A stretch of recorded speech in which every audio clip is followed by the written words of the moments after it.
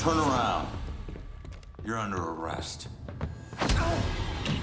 Murdered sole suspect is set in the town of Salem, Massachusetts, home of the infamous witch trials of 1692. But it's present day and Detective Ronan O'Conner is shot to death by the serial murderer known as the Bell Killer and rises as a ghost.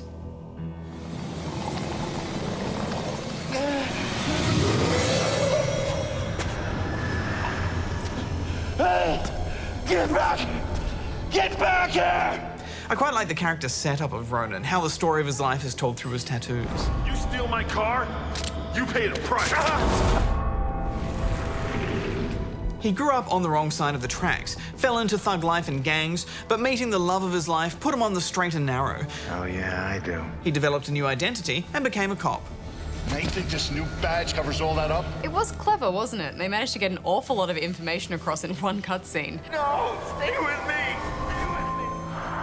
But what that does is create enough backstory for you to instantly connect with the character, and it really sets up that kind of righteous but dangerous personality type. Yeah, too bad he's dead. Ronan realizes he's unable to move on until he discovers who killed him. As in life, Ronan remains a detective in death, so he sets out on a path to solve his final case. I need to find my killer's trail before it goes cold. Who is the Bell Killer? Yes, and obviously being a ghost, you have certain advantages and disadvantages. You shouldn't have tried to be one of us. You can't talk to people or touch anything, which makes solving crimes a little difficult. Damn it. But you can possess people and read their minds.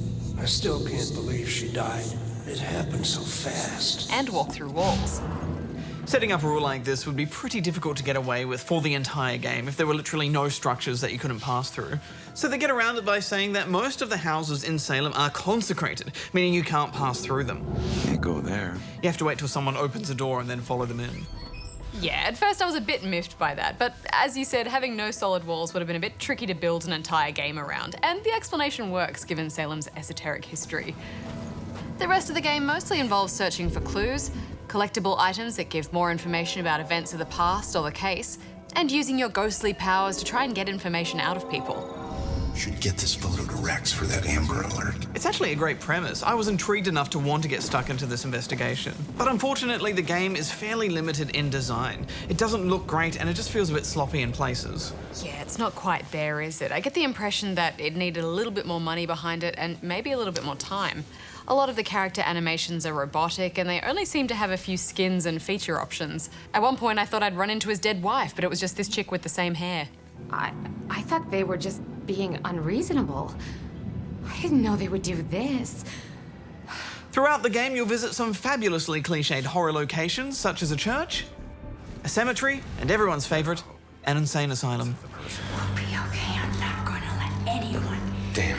And while you manage to use your possession powers and poltergeist abilities to get the information and clues that you need, things become much easier when you find a medium. Holy shit.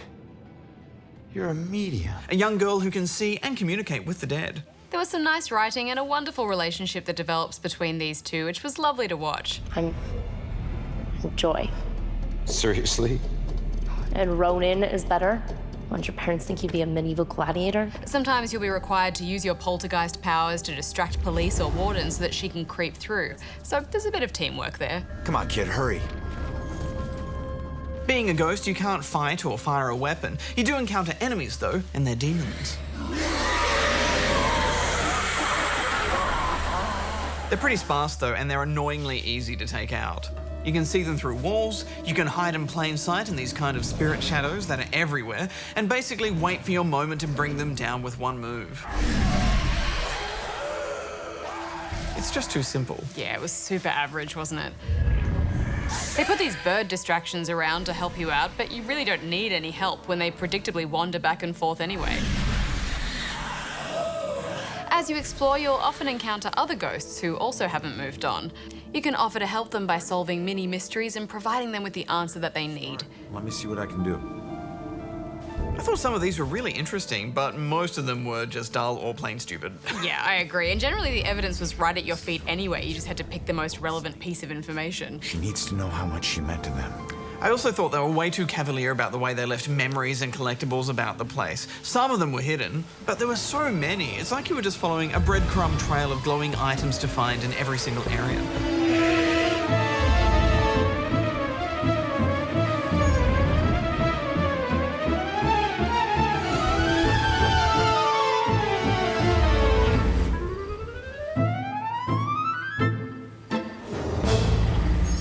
just speaks further of the game's limited design.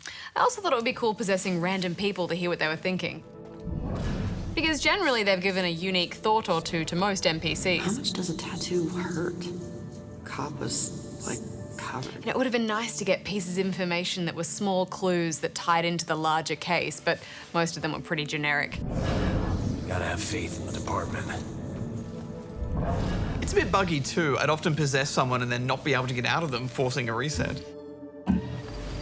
Yeah, there's also a teleporting mechanic which you pick up later on that just felt a bit broken.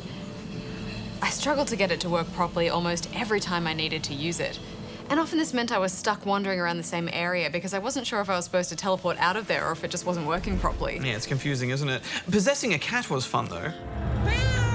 I appreciate all cat-related mechanics. Shoot, cat, get out of here. There was a puzzle element involved in navigating your way through rooms as a cat, which you couldn't get through as a ghost.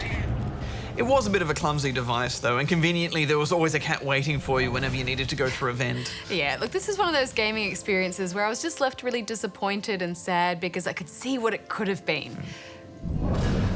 There are a lot of great ideas here. The premise itself was good, and even if it was cliched, I liked it a lot. And when big budget games sometimes skimp on proper characterization, I felt like this game really delivered. Holy shit, she can see. It just didn't look great, and to be honest, it didn't feel well made. Yeah, it felt really dated to me. And you don't get a sense of fluidity or realness to the town. It feels compartmentalized and boxy. We often say that now is the time for next-gen game design, but to be honest, this felt like early last-gen, which is such a shame because there are great ideas here, but it just doesn't have the game design to back it up.